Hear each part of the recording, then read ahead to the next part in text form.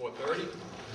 And then, just as a way of introduction, my name is Harry Schum. I am a senior consultant at a company called Compensation Resources.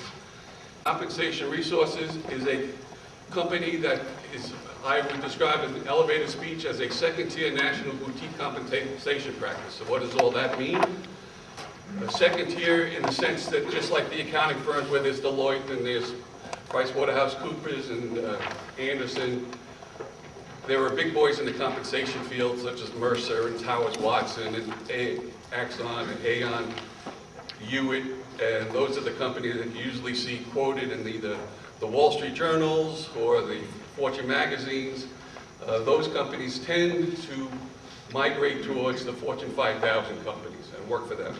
So we are below that. We market towards compensation resources to public companies, private companies, and not-for-profits. Public companies, either mid-cap, small-cap companies, pre-IPO companies, emerging companies. We also do private companies, which is the bulk of our work, which is either privately owned, market capital type firms,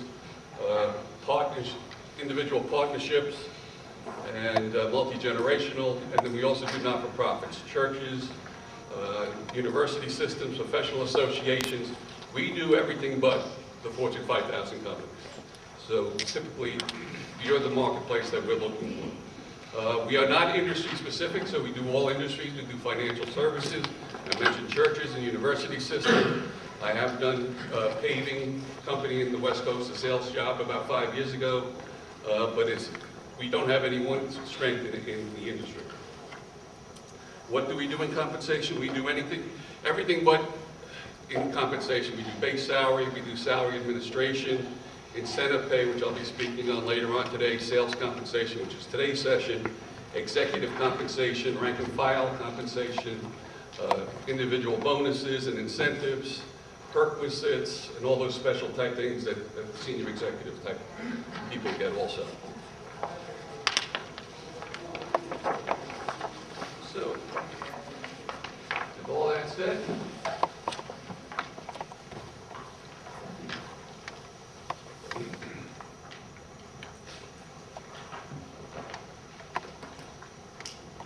so today's agenda is, I forgot to mention that Ranger is videotaping the conference, so when you stand up to ask a question, please speak out loudly so he can pick it up.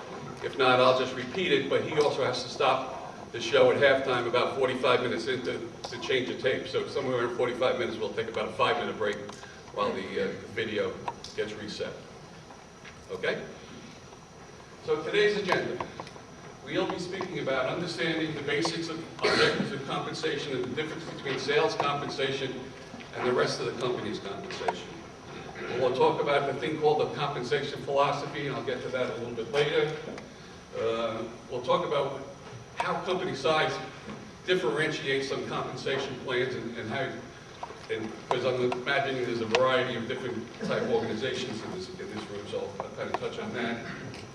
And what is the sales compensation? Who are the process players involved?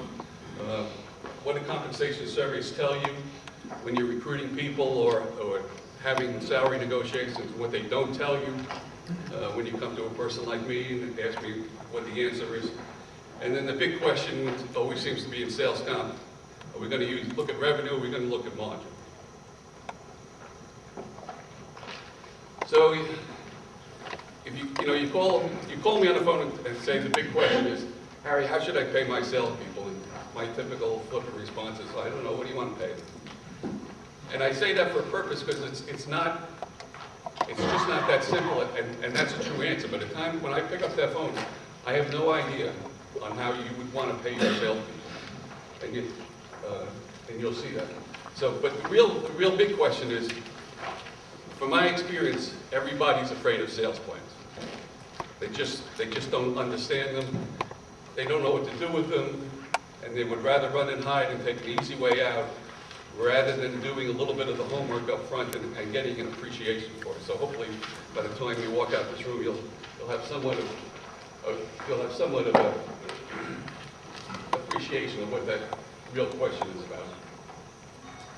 So the first thing people like me do is we do marketplace compensation resources, all right? So you can call me in and ask me, you know, how much should I pay an accounting manager? How much should I pay a mail clerk? How much should I pay an executive secretary? How much should I pay my salespeople? There are compensation surveys of all ilks, from general industry to specific industries, for top management, for middle management, for clericals, for hourlies, for technical people, up and down the line, both horizontally and vertically. There's a compensation survey somewhere out there. So you can find out what to pay people, but when you're doing sales comp, you can get a number from the salary surveys, but in actuality, when you're doing sales plans, to me, what the compensation surveys don't mean hill of beans, and we'll get to that. But the compensation surveys will tell you an answer, and they'll give you what an average number is for an account exec, or a regional sales manager, or a district sales manager, or an outside sales rep, a call center representative. But to me, I don't know if that's the true number yet, until I get a little bit into your head. So the sales comp resource is more of a macroeconomic one. The things that really matter to me when I start talking to you is what makes you different. What's your sales plan? What's your business model? What's your culture? And we go through that. And then where do you want to go with sales comp? Do you want to be a compensation leader and just buy your premium product, and you want to pay premium, and you want to protect your employees, keep your other competitors from buying them away from you, so you're willing to pay above market for those type of people, so you're willing to pay aggressively. And you know, again, what is your market share? Are you low in the market share? Are you looking to grow market share? Or is the market saturated and you're just willing to hold on and just ride the cash cow out? And then what are your margins? And are your margins consistent across the board, or you have different products that we have different margin lines? And what's your as the business people on your side of the fence, what are your profits and your margins and your financial targets going to be? So because at the end of the day, when you talk to the salesperson always approaches the compensation study. If I do X, you're going to pay me Y. And if I do X prime, you're going to pay me Y prime. And if I do less than X, I expect to get less. If I do more than X, I expect to get more. So it's all kind of like an expectation process for a salesperson, which is much different than the rest of the rank and file in an organization. But the thing that I said up front on the first page is nobody really wants to deal with this model because they don't want to spend the time here. So a sales structure. There's maybe small companies here, there may be medium-sized companies here, large-sized companies here, and I don't know what that means to you. You may be a $10 million organization from revenue size of 25 million or 100 million. I'm not suspecting there may be $1 billion company here, but I mean, you could be. But there's a different infrastructure for each one of the different size type of companies. So large companies have their company organization structure. They may have a very big sales force where they have a VP of sales sitting in corporate headquarters and a couple of regional sales managers reporting into them with a couple of account executives, and a couple of business developers, and a couple of key account managers, and maybe a national account managers to assign to your special client. But those types of organizations probably have a pretty sophisticated HR department also. If you don't have just one HR person, you may have a compensation or a payroll person that can do some homework in the way of compensation. And then there's some sophistication going on, where they may be having salary ranges and salary structures, and they do some job evaluations to try to do equal pay for equal work. That's what I usually would expect to see when I walk into a large company. And then on the totally opposite side, on a small company, when you walk in, there may be just 1, 2, or 3 employees. And the entrepreneur is the president, is the VP of sales, is the dishwasher, is his own receptionist. And so, you know, that's the opposite side.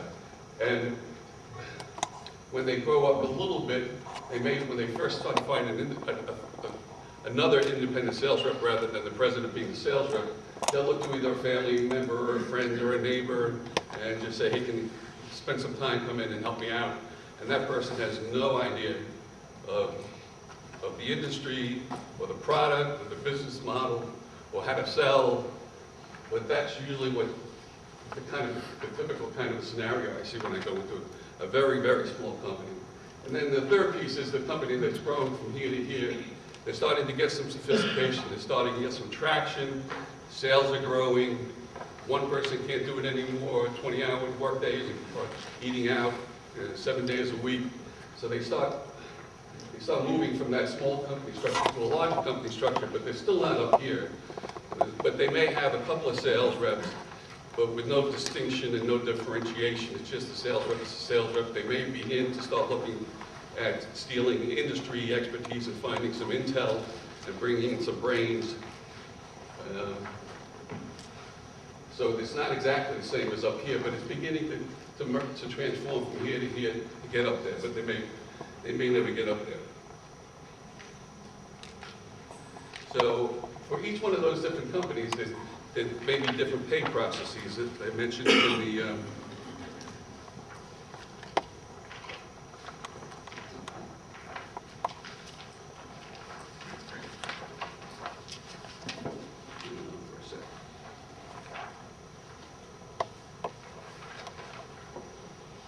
So in the large companies, you may have base salaries, you may have different type of base salaries because you have those different type of players. You have regional people, you have account executives, you have national sales managers, and each one of them demands a different type of maybe compensation higher or pay structure. Some may need company cars or have a car allowance because they do an awful lot of traveling on the road, not just to the airport, but driving around state to states. But there may be multiple type incentive plans in that large company also. Different commission schedules for different people with different quotas. So the back office becomes very important to kind of keep track of those things, because the last thing you want a salesperson to do is try to guess what their paycheck is going to look like from pay cycle to pay cycle. Because if a salesperson doesn't see the compensation number on the paycheck that they were expecting, they're going to spend more time in the payroll department trying to understand what the numbers are in their paycheck rather than being out in the field doing the actual selling.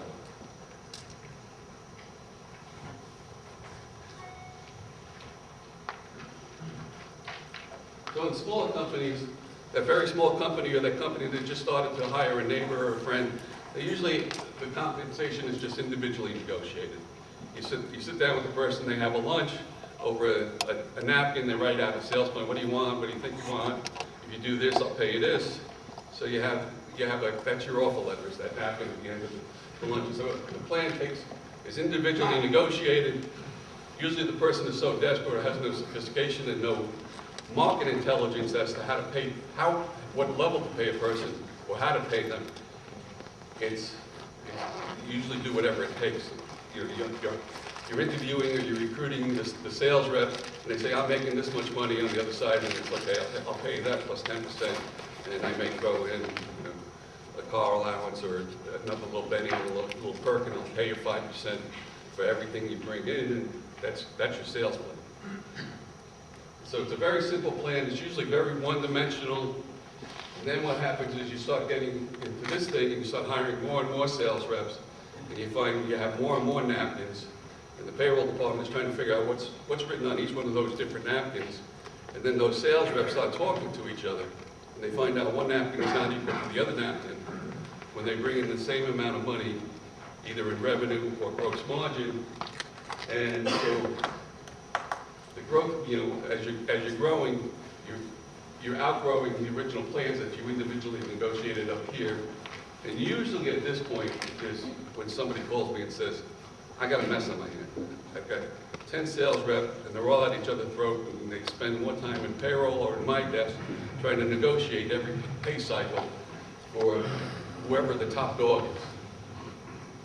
But that person doesn't go back to that original model a couple of screens ago and go through the process of just taking the time, doing the homework, and trying to understand their own business and how they make money, and then how much money of that money that they make that they're willing to share with the salesperson.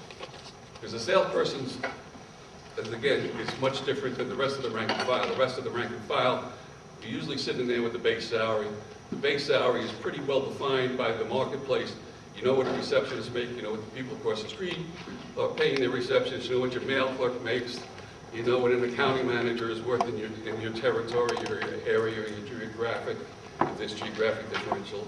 You may have a bonus scheme in place and an incentive plan, but it's pretty well defined. And the base salary is usually the greater portion of the person's full compensation plan, where a sales comp person could be anything. If they're full commission, they have no idea what their W-2 is going to look like at the end of the year. If they're full salary, they know exactly what their W-2 is going to be at the end of the year. But most salespeople that are on commission don't have a clue. It's peaks and valleys. If they have a good year, they have a good year. If they have a bad year, they're eating bologna sandwiches. Right?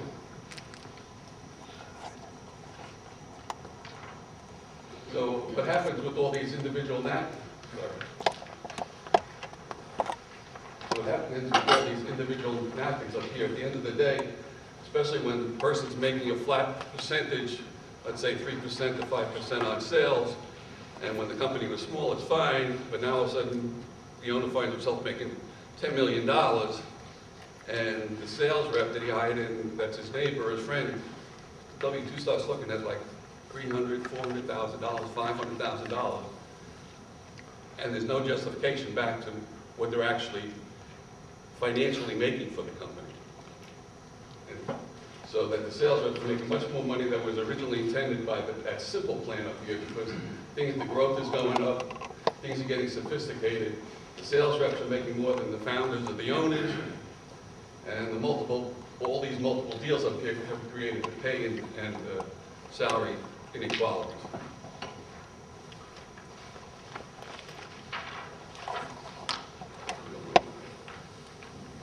So the bottom line on sales comp is it really doesn't make a difference what the size of your organization is, that anybody can put together a sales plan no matter what your size is, as long as you go through the process, and we'll get into a little bit more details and do some math modeling a little bit later on. But you got to understand that unlike the rank and file, sales is not a market-driven compensation process. It's all behavioral. Remember that salesperson saying, if I do X, I want Y. If I do X plus 10, I want Y plus 10. That's the drivers, that's the behavior of a salesperson's mentality. And it doesn't matter if they're a farmer or a hunter. That's their primary driver. So however you write a sales plan is going to define how that salesperson is going to behave. So they may not behave, so in my business, there is no one. I have a question. Oh, I know. Yeah. So there is no one right answer, but there are plenty of wrong answers. So there is no one panacea for this thing. So question? Something that strikes me is when you build up to that new compensation level where your neighbor that you hired a while back is now making the more money than you are, or that you want to pay them.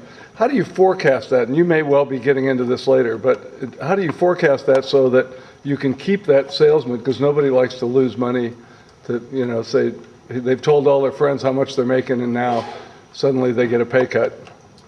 Well, I'm involved in two things right now in which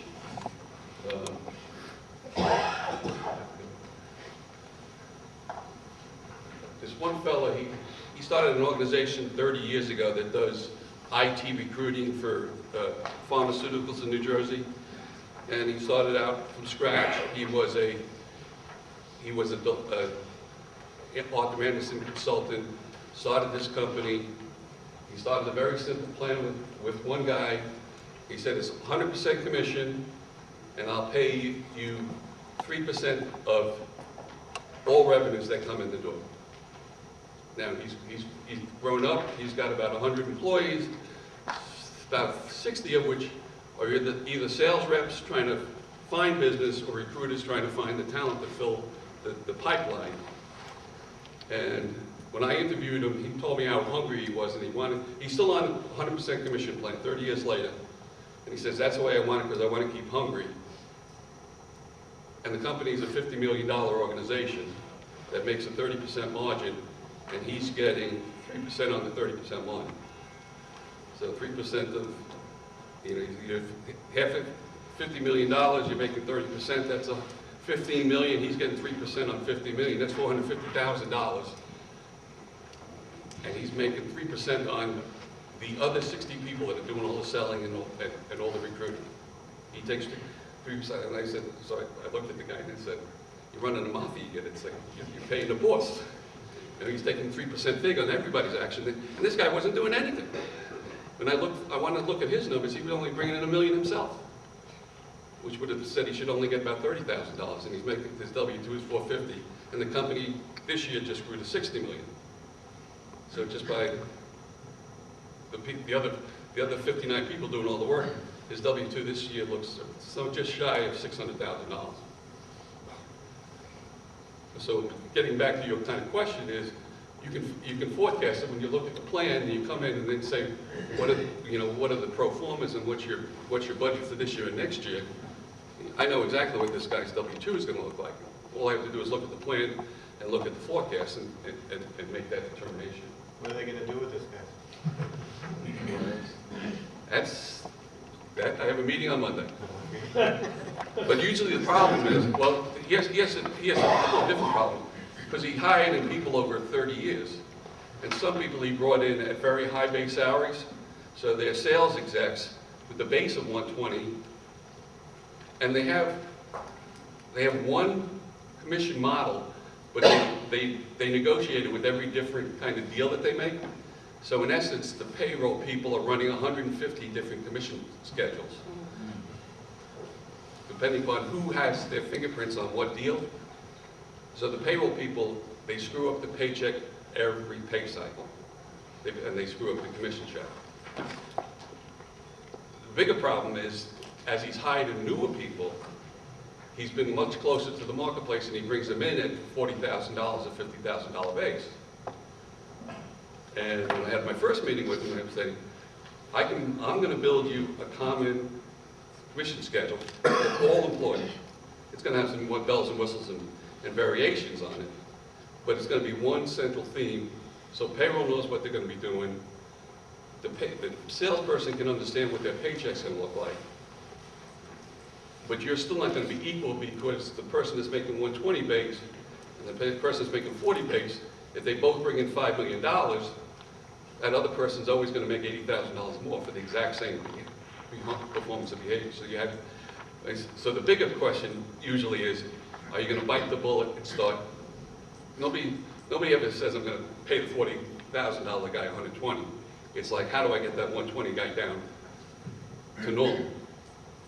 And that's the biggest problem when you do a transformation. I mean, this is a pretty drastic and draconian transformation, but there's usually it's not usually $80,000, but sometimes they're out by $15,000 or $10,000, and the owner will say, that's not a big deal.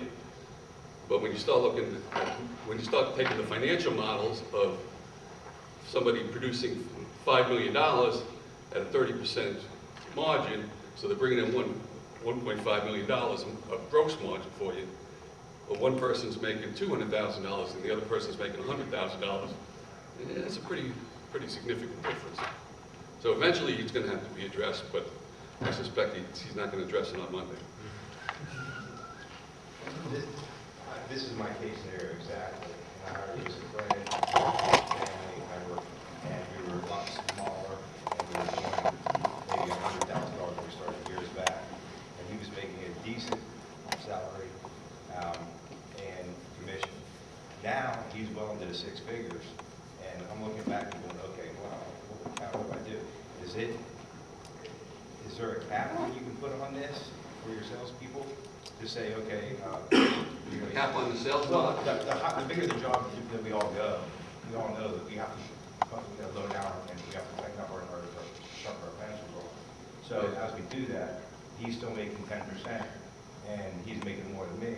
So do we put a cap on those jobs over certain amounts of money, or is that not something that you recommend? I usually try to build in a transition model where I take the money out of base salary and put it in some phony bucket in the middle called I don't care what you call it, a drawer allowance or something.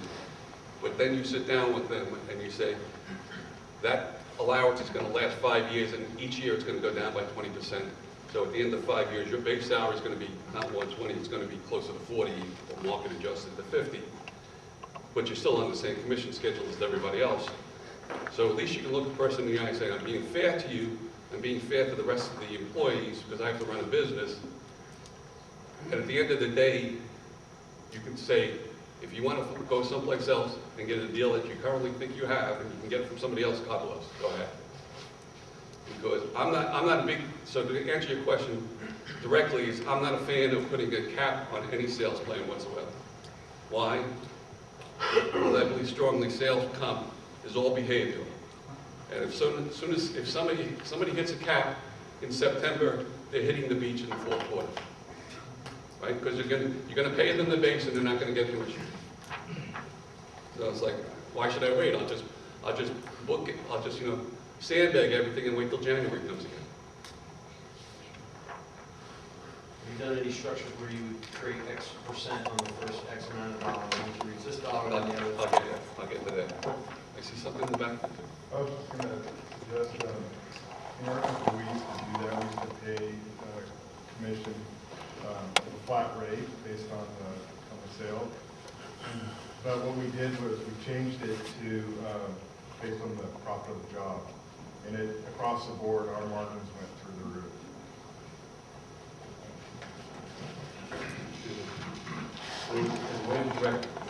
As long as you believe it's all behavioral, anything you can do to drive that behavior drives the model that you want. Did I see? Caught up to everybody? Okay.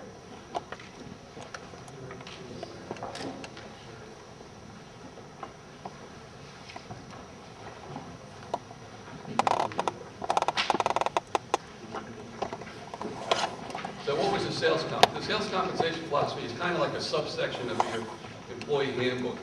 And it's kind of a homework assignment for the organization. And it's really not that painful because we kind of go through a questionnaire, and the way you answer the questionnaire tells us how you want to pay people. I mean, your biggest question is, you have three choices. Do you want to pay at market, you want to pay a premium and above market, or you want to play below market level? That's kind of the first level. Then the second level is, what kind of compensation elements are you going to use? You're going to be a base salary only, you want to be base plus commission, you want to be base plus bonus, plus sales bonuses, you want to put in spiffs or special awards, you want a president's award for the salesman of the year, are they going to get car allowances? So all those types of things that become a document that we write up, and it's just a kind of a guideline, a philosophical statement. It doesn't tell you what programs you're going to put in place or how you're going to pay people. It's just going to say, these are the things we believe in when it comes to compensation. And it may say there's not going to be a cap. For every dollar in, I'm willing to share a percentage of the dollar on the way out. But it's a document for all employees so that they can see and look at it and say, I believe in the system, and I believe in the culture of the organization, because it's kind of like, it starts to define the culture of the organization. But it just focuses on salespeople and sales-related people. There usually is another sales compensation philosophy document for the other rank and files that look more towards just base salary and bonuses and how you can do that, and what's a promotion, and what's a demotion, and what's a termination, and what's a grievance, and what's putting people on notice, et cetera, et cetera. But that doesn't kind of work with salespeople, in my estimation. I mean, usually, you may experience, a sales rep, you hire a sales rep, and 5 years later, the sales rep comes walking in your office and says, when am I going to get promoted? And then you look at their record and says, you've been doing flat sales for 5 years, why should I promote you? And they say, well, I've been here 5 years. Everybody else gets promoted after a certain period of time. I'm not a big proponent of promoting salespeople just because of years of service. Right? A salesperson And it gets back a little bit to your question about paying from dollar one or thresholds, and having progressive tier structures, so that at the end of the day, the more you produce, you can promote them on production or on budget or on quota, as long as they have a long-term trend of growing their own business and their own margins. So that gets back to that behavioral thing, where the salesperson is driving his own paycheck and his own pocket. So the compensation, the 5 rights for selling is the salespeople has to sell the right product to the right customer at your price, the price that you define, for the right margin at the time that you're expecting. So those are the high-level behavioral things that you try to build into a sales-type programs to drive those behaviors and make them do what you want them to do rather than what they feel comfortable with. So the warning signs of a bad program are you have runaway earnings without runaway performance. Right? So you're looking at your sales versus cost of sales. You're looking at your margins are being eroded. You're doing lots of sales plan changes. You're having problems after problems after problems, and every year or two you call somebody like me and say, I got to reinvent the sales plan, or you do it yourself. And no matter what you do, it just doesn't seem right because it doesn't make everybody or anybody happy. You're trying to do all things for all people, so you're building this monstrous program that at the end of the day it's 10 pages long, and the payroll people don't understand it, the salesperson doesn't understand it. If a salesperson doesn't understand what he has to do in order to get paid, it's behavioral, they start shutting down on it. Right? Or if you have high turnover in those sales folks, I mean, it may not just be the sales plan, obviously. If you're a big company and you have a big, large structure like I mentioned earlier on, you may have the wrong people in the, as the VP of sales or the regional sales people. Because you find out, either sometimes the hard way, that you may have the greatest sales rep in the world, and they're the greatest business developer, and they're hungry, and they're hunters, and then you try to put them into management, and they can't manage anybody. They're best left alone, being a hunter or being a farmer. Right? They just don't know how to deal with people. They can deal with customers, but they can't deal with personnel, and they can't get into that life of rank and file, of forms and expense forms and reports, and they just can't do that, right? So you may have the wrong people, the turnover may be a result of having wrong management or wrong management styles, which can be addressed sometimes through training, but usually, in my experience, I find that the zebra doesn't change its stripes. If the salesperson is a salesperson, or you have a poor distribution of earnings, or you have absolutely no correlation between what you wanted them to behave and what the actual hand is playing and how they are behaving. I mean, I can give you another anecdotal story. I went into an organization about 3 years ago, and I was called in by the head of HR and finance, the chief financial officer, and they spent a half hour telling me about all this sales comp plans and blah, blah, blah, blah, blah. And then the VP of sales came walking in, and he looked at me and said, what are you doing here? And he said, I have no problem, because the salespeople know exactly what I want them, and they behave exactly as I want them. And I'm like, there's a big disconnect between the other two people and this guy. And I just asked him, I said, well, how is that? He said, well, Mike, he goes, I can bring in any salesperson that works for me, and I can tell them the top 3 things that I want them to do, and every one of those people are going to say, number 1 is sales, number 2 is sell, and number 3 is sell. And I said, okay, that's good.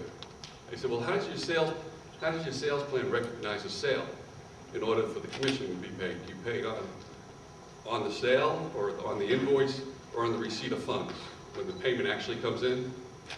And he said, well, he goes, we pay commission on receipt on the payment of the invoice, which is usually 30 or 60 days down the road, or 90 days, depending upon your customer. And I said, okay, so you have an accounts payable department that calls the customer every once in a while to say, when is this invoice going to be paid, blah, blah, blah. And he said, no, that's up to the salesperson. And I said, well, and those people are not selling. I said, when their paycheck is dry, they're on the phone in the back room calling that customer saying, when are you going to pay that check? I said, they're their own accounts payable person. They're not out in the street selling to it. But, I mean, it's all behavior. You know, you can read the sales plan and figure out what the salespeople are doing according to the plan. So at the end of the day, this is my mantra. A commissioned salesperson will act in their best optimal fashion to maximize their income.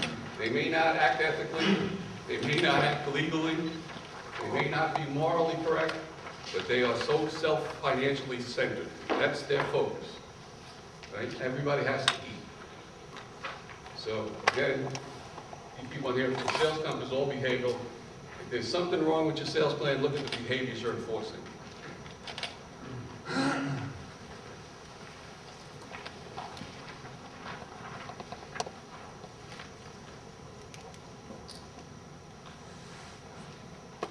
So who are the key players? I kind of mentioned, when I usually go into the room, I want to be, and I'm putting a sales plan together, almost the last person I want to talk to is the salesperson. Right?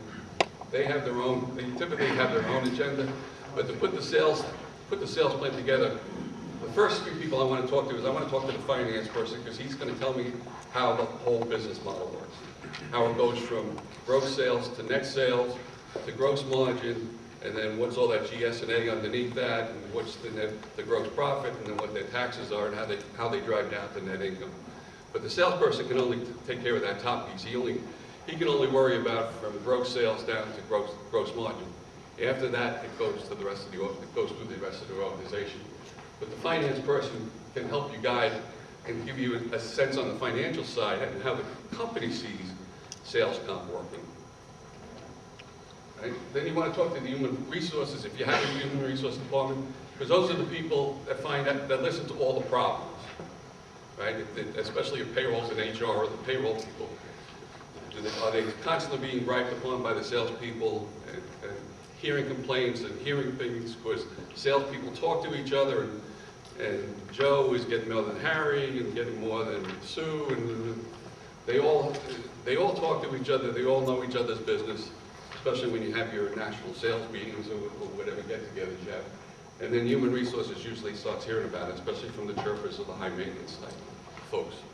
Not that there's anything wrong with those folks, but I mean, so human resource does have some intel as to what may be going on or may be going wrong with the sales comp. They don't know how to fix it usually, but they know there's issues. When the noise level starts going up, they should be telling the finance guy, well, the last person they need to talk to is the senior management of the team, not the salesperson, but either the owner or the COO of the organization, saying, you know, that the noise level's going up and you may have some issues. And the last person is the sales, because they'll explain to somebody like me how they're structured and why they're structured that way, and what the sales plan is. And I'd like to see if the sales plan matches the business model sometime, which is the difference between what the story I'm going to hear from him and hear from that person. So these three people are usually the triumvirate in trying to define how to put a sales comp plan together, or what may be the right answer. And the last time is, sometimes I'll talk to either the key producers or the sacred cows, or the person that had been there for 45 years and, you know, was the first hire from day one, and they may have some insight as to, you know, what's successful and what's not successful. But they usually don't talk to these three people. But they have an awful lot of inside intel that they have to dig out for them. How are you doing? You okay? If you want to take this, may be a good time to take a 5-minute break before we move into this piece. Recognizing that there's probably a variation in sizes in this organization. It's focused more on small and medium size, with an appreciation for what a large company may look like. But I'm sure that those words may be going over your heads. So just from a sense of, if I can redirect this thing to to a more common theme for people that have scar tissue in this area. For the people that are in the room that have either 5 sales reps or less, raise their hand. That seems to be a big, 10 to 25. 1. Anybody over 25? Nobody. Okay. 1. Okay.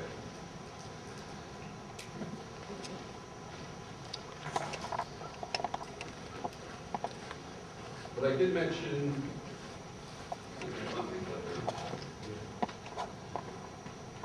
that the kind of steps you're going through, it really doesn't matter to me, even though I understand, you know, what you're working through when you're a 3-man company versus a 10-man company, a 20-man company, but that the process, even if it's rudimentary, you should still go through this kind of mentality in the process, so you don't get caught when you start growing that your growth runs away with the sales comp plan, and you're in a retroactive or retrospective fix-up mode, and you have to go through those tough decisions of, this person's making way too much money, and now I'm going to have to tell them I'm going to come back.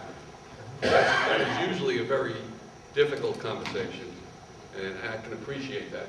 So this slide is usually part of the strategy, and I do have a handout of this process. If you want to come up and leave a business card at the end, I'll email you a white paper that we wrote up that talks about this. But usually everybody attacks sales comp by going right to step 3 and just trying to put a plan together.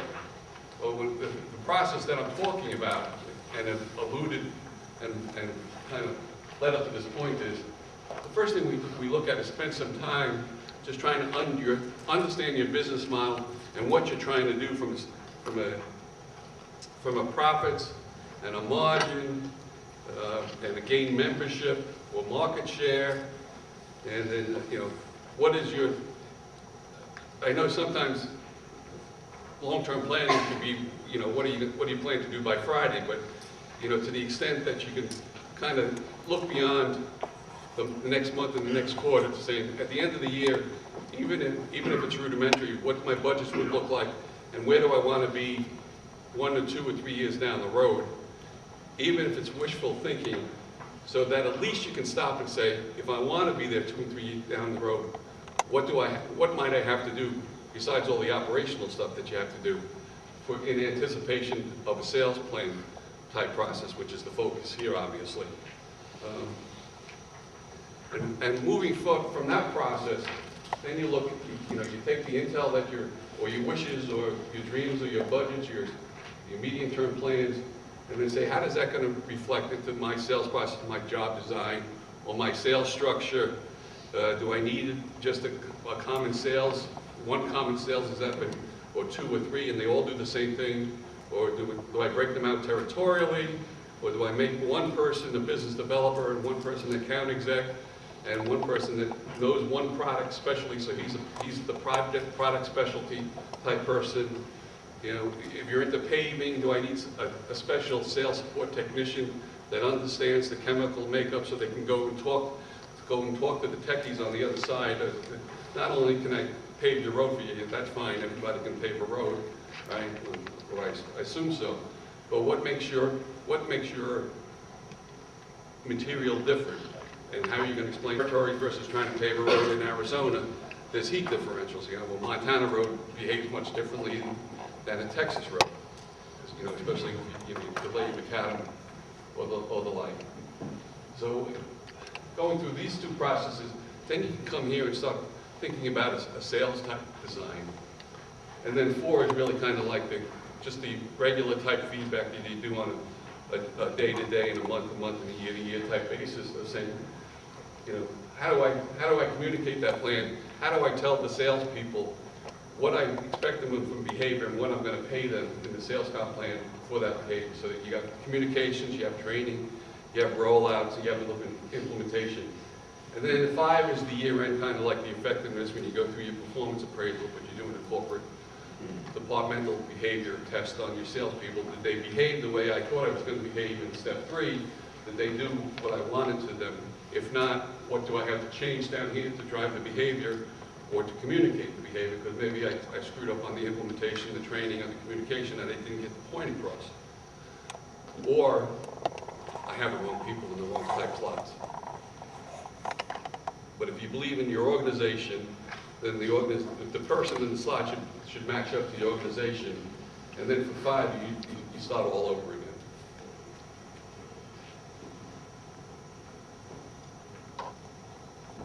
So what are the influences on the plan design? What I just spoke about, your own business strategy. No matter if it's a one-person and you're just streaming at this moment in time and you haven't gotten traction, or you're in that transition phase from that small organization to a medium-sized organization, you're starting to get traction, you're starting to grow, you need more hands, you're going to break out of your local geography, you're going to go into a new market, you're going to sell a new product, or you're going to sell a premium type product, whatever it is. You have a short-term plan, which is usually a 12-month type process of what are you going to do for the year. It's very operational, it's very budget-driven, it's usually very financial-driven. And then what's your long-term strategy, which kind of gets into more strategically, and what are the types of things I have to do, not only in sales comp, obviously, but organizationally and operationally to fulfill my long-term dreams for this company. And then you're looking at your competitive environment. Are you just competing locally, or you have a product that if you're in a national type arrangement, so you're looking at, do I have people flying from coast to coast making sales, or just somebody a driveway within the same zip code? What is my market share, and who am I losing share to, and who can I steal share from? What's my penetration? Obviously, if you're a one-man shop, you're just starting out, and you're hoping for the best.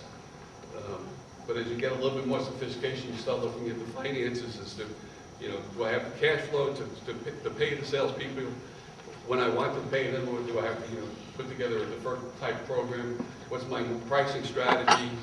Am I going to have a set list, or am I going to let the sales person negotiate? I mean, in your type business, you're doing bidding all the time, so there usually is some kind of leeway in pricing, but at the end of the day, if you can get a 20% margin, you may be happy, but you won't accept less than an 8% margin.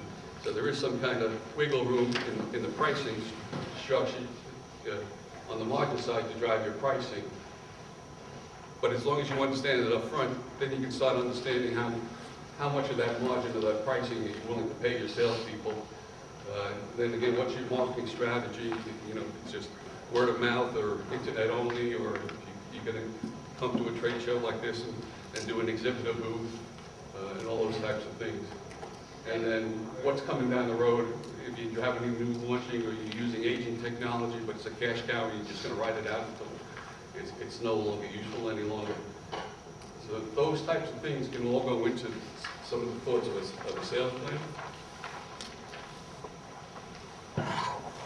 Now this is a little bit of the math that you can go through by a salesperson to understand how you kind of back into a sales plan, because up front I talked about rank and file, and you understand how much you want to pay a person from the way of a base salary and a base plus a bonus, but it's kind of fixed.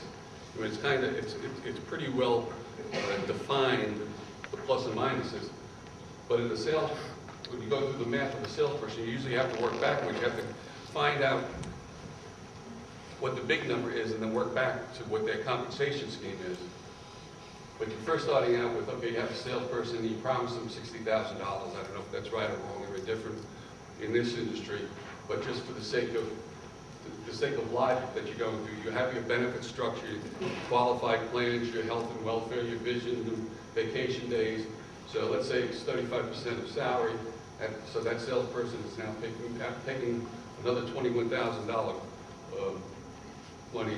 Whatever other travel and expenses that they have, you give them a $2,000 monthly allowance, that's costing you $24,000, a car allowance, whatever. The overhead and the management fees of the back office type people. If you have a building, you're paying utilities, you're paying heat, you're paying salaries.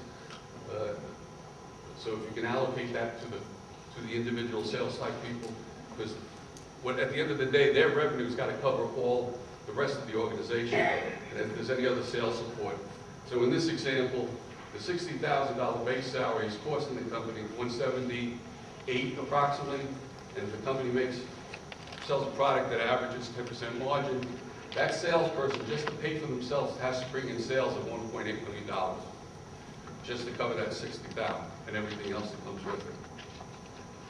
So at the end of the day, now you're a little bit smarter in saying that, starting, when should I start paying commission? If I'm paying the person the sales, a base salary of 60, and they do less than $1.8 million, that person's a losing proposition to the organization, without even paying him a commission. So if you're going to start, you're trying to figure out if you're going to have a threshold, or when the commissions start kicking in, it better be higher than $1.8 million, because this is just a break-even point. I saw it in there first. What's your overhead management allocation? Can you explain that? What allocation? Management allocation. You got $42,000. Yeah. Less than $42,000. Well, the salesperson is the salesperson. I'm assuming the salesperson is in charge of all revenue, right? So whatever the salesperson does, if there's 10 people in the back office or 3 people in the back office, one's the office manager, and one's the payroll clerk, and the owner doesn't sell anymore but just sits in the office. You add up all those figures, and all those people have a base, and they're getting benefits. They may not get a car allowance or T&E, but they certainly have the first 2, right? So that's a cost to the organization, and they're non-sales people, but the salesperson has to cover that number. So if you have, let's say if you just have one salesperson, and you figure out that the overhead is $42,000, that one salesperson has to cover $42,000. What's the sales support? I'm sorry? What's the sales support? What's the sales? The sales support for 2,000, you have 24,000. Sales support could be either technicians or the people that are back office. They may be back office, but it's just supporting the sales process, or coming to shows like this, exhibit marketing dollars, or whatever else that is on sales support, but it's a non-revenue generating process. So if you don't have it, scratch it out. This is just an example how to do the math to back into when you want to start paying commissions if you want to, do a break-even analysis for a salesperson. Excuse me. I'm here first. I'll be right back. My question was kind of along the line of that. That was say, the bottom half of your P&L or value expenses. Speak up, please. It's just kind of like the same question It was all along the same lines. of those 2 items of the Okay. P&L, basically, the GS&A on an accounting sheet, Yeah. right? But the sales, this person is the only revenue generating person, or 3 or 4. They have to cover everybody else, or the owners are not making money. So if you have 4 salespeople, each salesperson has to do $1.8 million just for the owner to make $1 in gross profit. I got him over here first, and I'll come back to you. In our company, the salesperson is required to do customer retention also. So you wouldn't be, basically the boss says, hey, customer retention that's what you get paid your base for. That's what you're getting paid a base for. Exactly right. Right? Because customers that companies that use commission only, they're hiring hundreds. When you tell a person that I'm going to pay you commission only, but I want you to smooth the account and be an account exec too, guess what behavior that person is not going to do? They are not going to schmooze the account. They're going to go out and eat what they kill. Right? That's a commission only. So you're absolutely correct. You usually, and it's on a slide coming up, but usually a base salary is to cover the duties and responsibilities of that position. And the commission type of the program is to pay for the behavior and the revenue performance.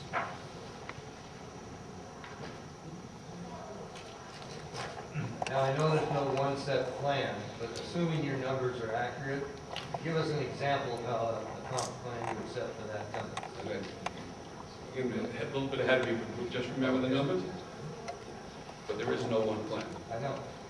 Just look right there. You were listening to me earlier when there's no right answer.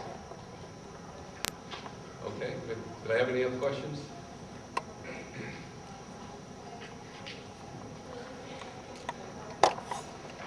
So here's the process of going to, you're evaluating your competitive market conditions, you're determining the pay elements that you're going to use. Is it going to be commission, is it only, is it going to be basic plus commission, is it going to be base plus sales bonus, is it going to be just base salary only?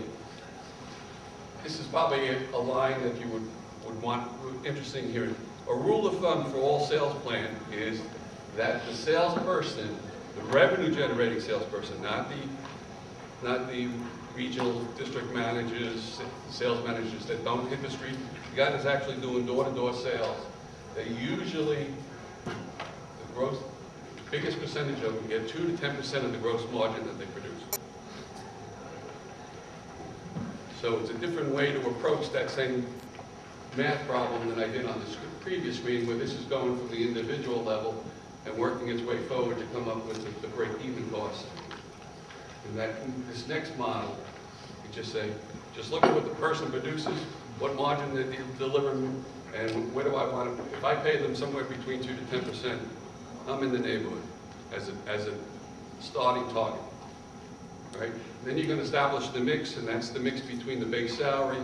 If they have other duties and responsibilities than just doing sales, or if they're a pure salesperson, make them hungry, pay them as little base salary or no base salary, and make it all commission and keep them hungry.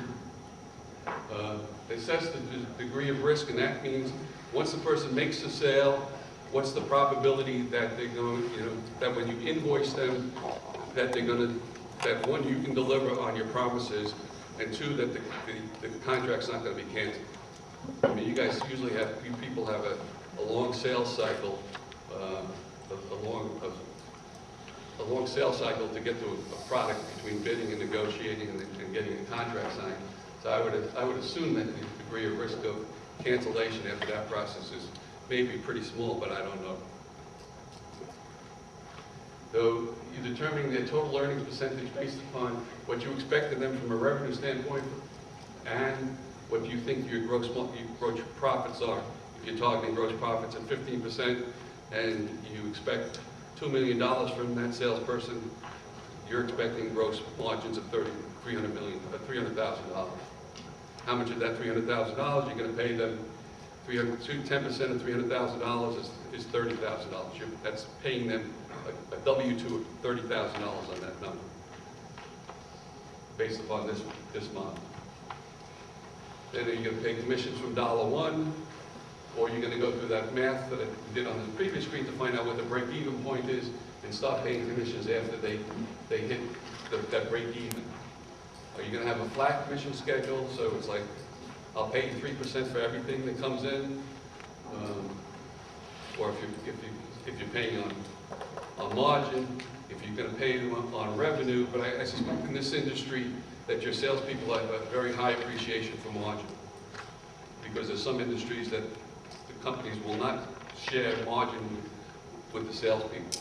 They'll give very little wiggle room on pricing, and they'll pay the commission based upon revenue. I mean, if your salespeople are the bidders and the negotiators and putting the proposals together, I suspect, and then doing the modeling, I suspect they know exactly what the margins are that they're bidding on the contract. Or the difference between a flat commission is 5% for all the dollars, no cap, or a progressive commission schedule saying I want to pay them an average of 5% for doing $300,000 in gross profit, but because they're getting a base salary, which is covering their early nut, I may want to pay from $1, but the percentage is only going to be like 1% of the first $1 million that you bring in, 2% of the next $1 million you bring in, 3% of the next $1 million, and then, so they always have a milestone to get to, and then when they hit the milestone, they start getting more commission. So you start putting a bigger and bigger carrot out, and you start driving the behavior to get to that next thing. Or if your thing is, I want to find, they have a book of business and they have their accounts, but you want them to find new business also, you may want to throw in a new business kicker. knowing full well that once if your model and your experiences as a company, that once we sign up a client, we do such a good job that they usually come back for repeat business every 2 years, or when they have a new product, they'll call us in. So that you know that if they find a new piece of business, that your retention, or you may have some annuity coming in down the road, that you'll be paid not only the commission schedule, but like a 5% kicker. Just bring me I'll pay you 5% for all new business that you bring in for the first 12 months of that client. So all of a sudden, that behavior is now like saying, I can get 1% for schmoozing the account, or I can get 5% if I find a new client. Well, I'm glad you brought that up, because I think that, for me, that would be a good segue into the question I wanted to ask, because the way our business model is set up is definitely toward revenue-generated perspective. So when you get new salespeople that come in, it's great because you're sitting there, you're looking and saying, hey, we've been around for 21 years, we've got business that's knocking on our door, we need people to serve that. So that gets them excited, but obviously, because the way we've got it structured, we want them to go out and get new business, so their percentage is more on new business, right? Where the rub has been is trying to take that transition of the argument of whose customer it is, right? Because your salespeople say, well, that's my customer. No, that's our customer, you work for us, right? So trying to get some type of feeling of when you make that transition from when a salesperson brings in new business, right? But then is it 1 year, 2 year, 3 years later that they transition over into now you're servicing an existing customer? You see what I'm saying? Yes. So that's sort of been our rub, and I've been trying to find an answer for that. The model that I just spoke about is kind of like a hybrid between a farmer and a hunter. That they have their book of business and they have their accounts, and they're paid a base salary to schmooze the accounts, to do the customer support, call them every once in a while, go visit them, take them out to lunch, whatever that normal sales process is. But at the same time, keep an eye out for new business opportunities, and I'll pay you the kicker for new business. What you described is when you start in that growth process of having more than one sales rep or 2 or 3 sales reps, and you know one person is a pure hunter, and the other 2 people are schmoozers, and they're account execs, you may want to put 2 different plans in and put a hunter plan in and say, you're my new business guy or person, and they'll have a very aggressive commission schedule, and for all dollars for the first 2 years that come in, I'm going to pay you a very high commission schedule. But once you kill that meat, you throw the meat over the fence to the account execs, and they'll schmooze it. But I'm paying you a very aggressive hunter commission plan. Go out and hunt and kill. And once I know that you've hunted and killed that thing, and you give it to the 2 account execs that don't know how to sell, or they know how to schmooze, and they know how to work an account and look for opportunities, but they're not that person that can ask for money or can get the signature on the bottom line. You give them, but they have but that behavior is much different, you know? Because one is a very hard sell. The hunter is a very hard sell. It's a tough life. And then once the account executive is usually a kind of smoother life because it's now a soft sell. The customer knows you have a reputation with them, you're just asking them, hey, is there anything I can do for you, anything coming down the road? So that commission schedule is much softer and much less aggressive. So I have a slide a little bit, just a couple of minutes down the pipe here on the difference of what the compensation pie may look like. Did I answer your question? Did I answer your question? Yeah. Okay. Thanks. You have an aggressive salesman you hire, and he's going out and generating new customers for you, and you're paying him a good dollar to do it. And then he decides, well, these are really my customers. I have the whole relationship with them. They never spoke to the boss. Why don't I go down the block to Joe's company now, and so I have all these customers to bring with me. They're my new customers. How do you keep the customers in-house if the salesman leaves? One, you're not going to do it through a sales compliment. But you should start thinking about when you start bringing in people like that to have a non-compete and non-disparagement and non-solicitation type process. I know that they're tough and they're pain in the neck, but if they have the right teeth in it, at least it'll make the person that's trying to steal the person from you think twice about it. If you're gonna come after him and make some noise about it, and drag him through the legal process, at least threaten to drag him through the legal process. But it's not gonna change the behavior of the hungry guy that says, I just killed that meat, and now you want me to give it to two account people that don't even know my client.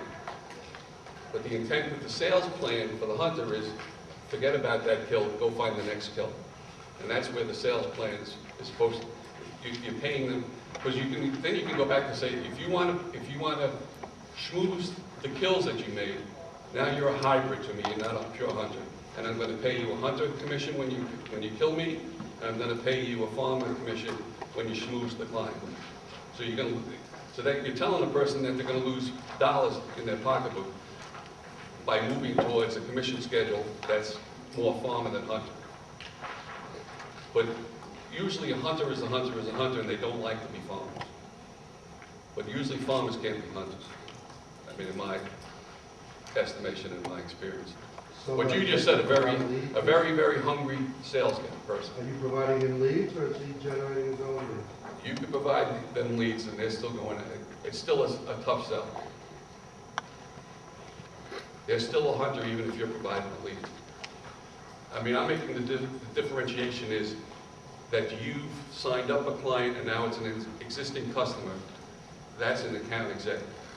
If that person went out, and I don't care where the lead came from, that person came out and brought you in a new business, a new client that didn't come from a referral, didn't come from a reference.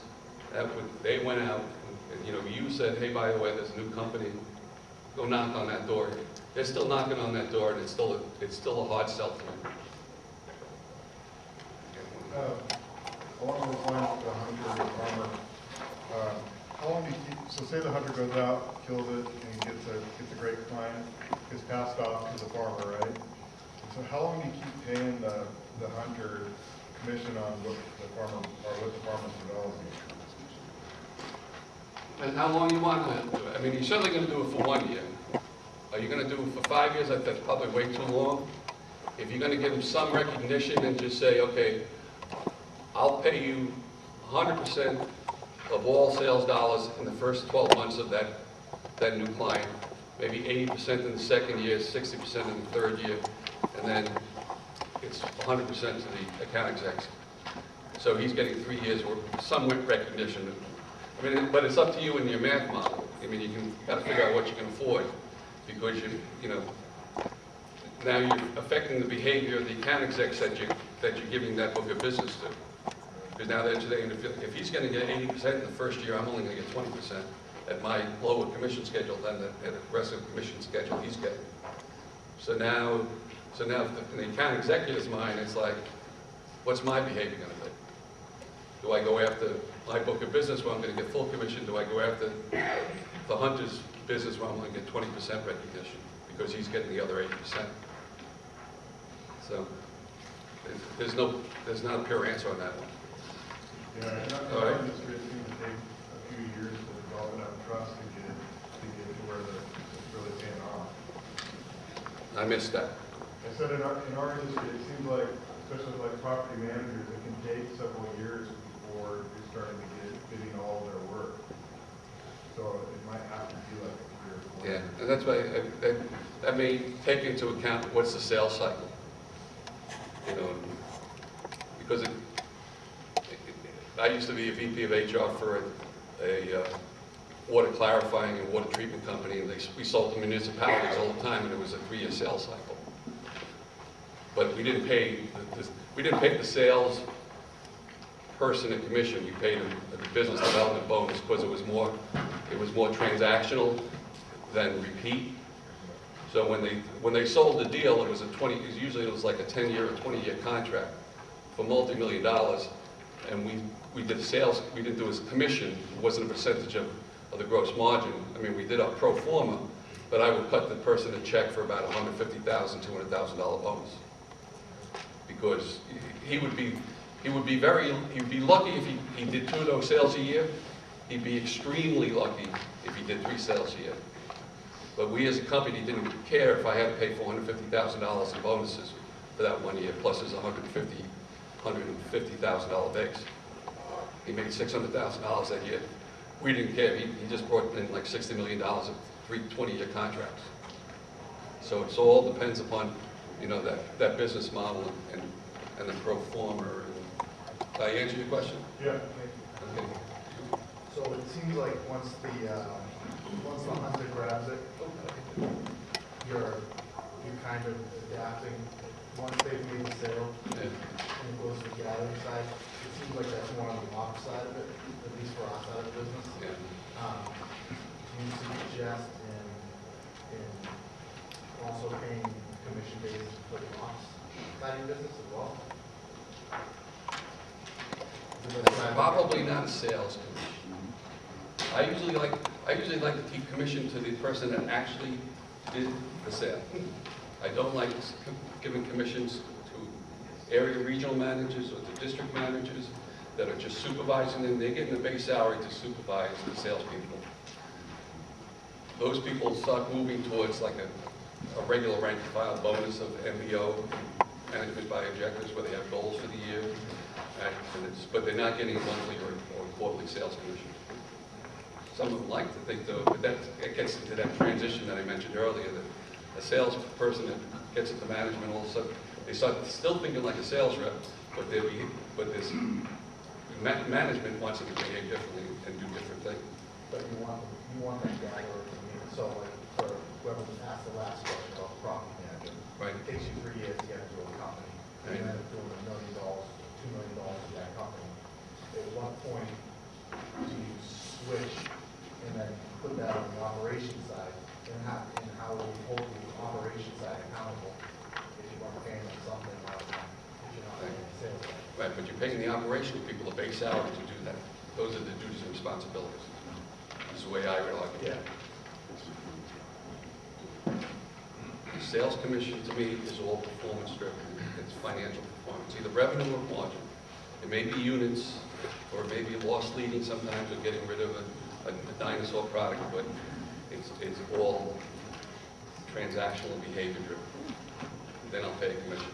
If it's not that, then I'll make an argument. I'm going to pay my bonus, either a sales bonus or a management bonus. Did I miss something? I have a question that I'm not sure is appropriate or not, but how about bird dog compensation? For example, as a sweeping contractor, you don't want to do striping, but you do want to offer it. You don't want to do it yourself.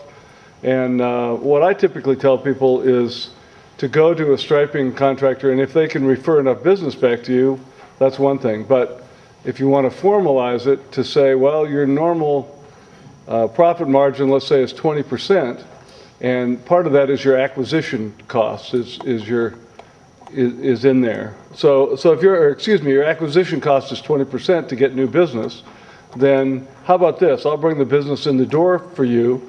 You charge the customer the same amount as you would otherwise. You give me 10% of it. You take 10% of it. Now you're actually making 10% over what you would have made because there's no acquisition cost for that customer. I brought them in the door. They were pre-sold, and all you had to do was do the work. Do you have any comments on that? Like, are you an outside sales rep? Or? Well, I could be what we try to do in the sweeping industry many times is to do a lot of different services. So when you're starting that off, because if you're sweeping somebody 5 nights a week, why should somebody else get the striping? That's your customer. And striping machines cost a lot less than sweeping machines. But you may not, to get started with, you may well not know how to do striping, may not want to get into that. And as you build the striping book of business, you just take it to Bob's Striping down here that you know does a good job. Right, so but you want to be but you want to be paid for that. Me being the sweeping contractor. Right. So when my customer calls me up and says, you know, our striping's getting low, do you guys do that? We say, sure. We do that through Bob's Striping. More into almost like a manufacturing rep type situation, because you bring in an affiliate and it's getting away from sales comp. Okay. Like most of the talk that I'm focused on. All right, I wondered about that. Obviously, at the end of the day, you're going to share the gross profits and just try to figure out what the split's going to be. So I think I left off at that commission, book of business, and the timing of commissions. So the salary, so I'm doing okay. So salary only type person, it's all fixed costs of the organization. It's usually a very rote process. You know, something that it's not even a soft sell, it's just an automatic, things just happen. It could be a call center, it's an incentive-less type program, so you're not driving anybody's behavior in my book. This type of person is more order taking than actually doing sales, so it could be a call incentive or a web-based type person. The salary plus commission is spreading the risk because now the company's paying fixed costs in the base salary, but variable pay, there has to be some kind of quid pro quo in order to pay commissions. So that's usually account management. It's more for farmers than for pure hunters. But it allows the person to do other tasks that you mentioned earlier, that they have other duties and responsibilities. Salaries plus bonus kind of gets into sales management, the area account managers, the regional sales managers, and the person's back in the office. So it's more focused on operational type issues or tactical type issues. So you're more into an MBO type program than the sales, because this person is typically not driving the sale of the margin. They're doing more management type duties, or that business development person that sells that big whale every once in a while. So the commission only is more of the pure hunter type thing, but most people won't sign up for pure commissions only. So organizations will give them a draw with either a recoverable draw or a non-recoverable draw. Even most companies that say it's a recoverable draw, they never recover the draw. It's tough to take money back once you've given it out. But that's the commission-only type schedule.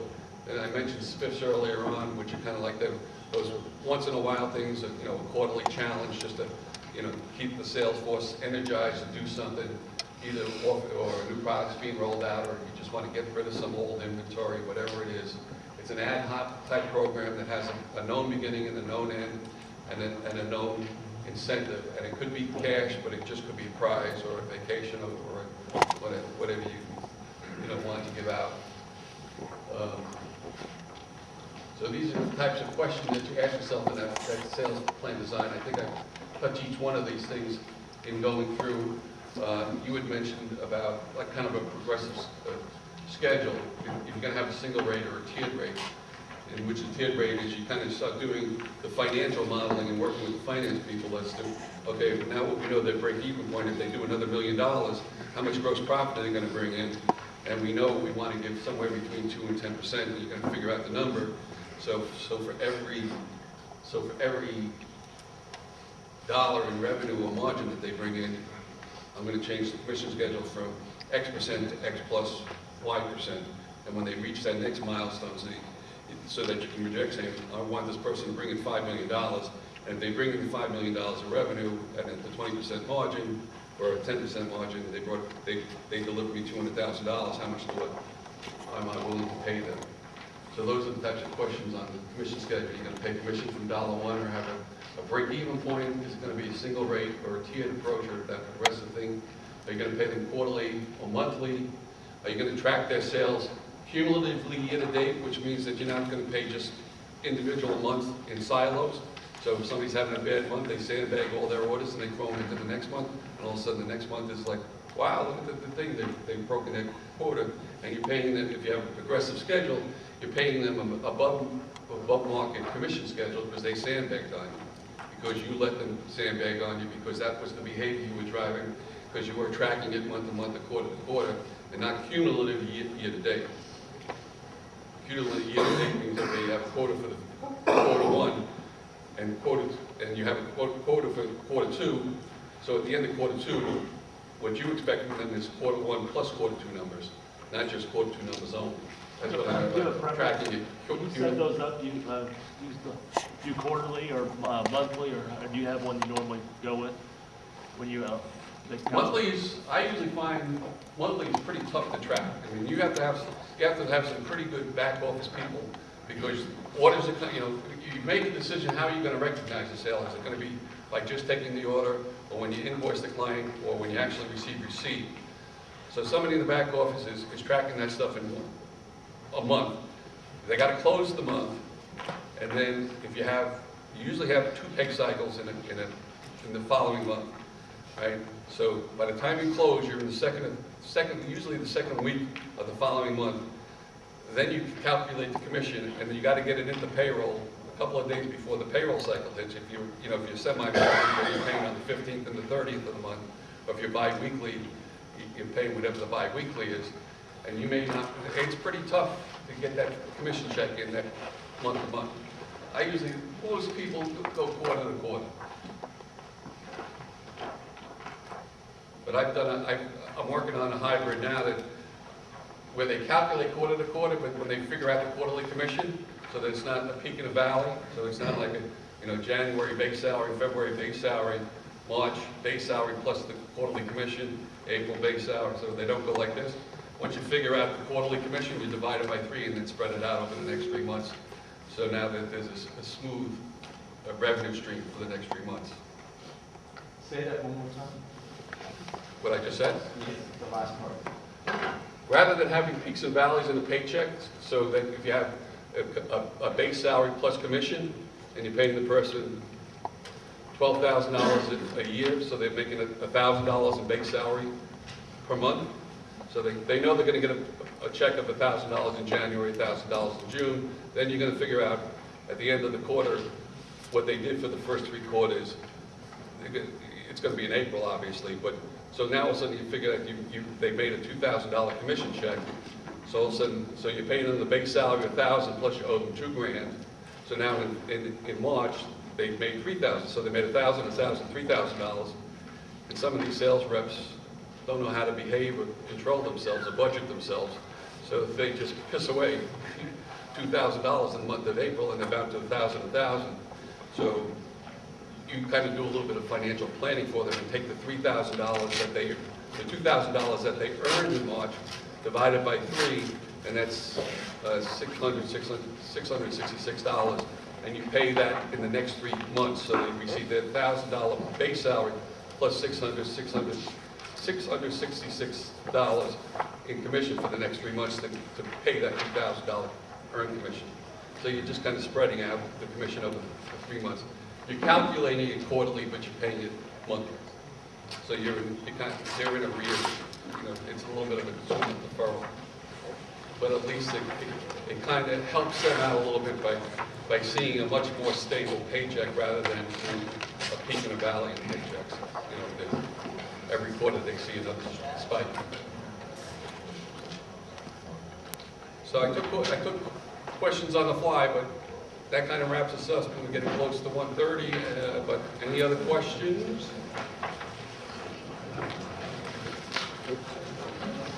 Would you consider having a trailing 3 months on that last concept you talked about? Because it strikes me that in April, you're going to pay a third of the last quarter, a third of the last quarter in May, etc. Would you just wait? Consider just waiting and paying your Pay the first quarter bonus in the second quarter? In the second quarter? I don't know why you want to do that. Okay. Usually the theory is that you pay commissions as close to the activity that you're trying to enhance. So that's Perfect. why you wouldn't want to pay yearly commissions. Thanks very much. Remember to fill out your evaluation form. If you need to see me privately, I'm here. I'm not going anywhere.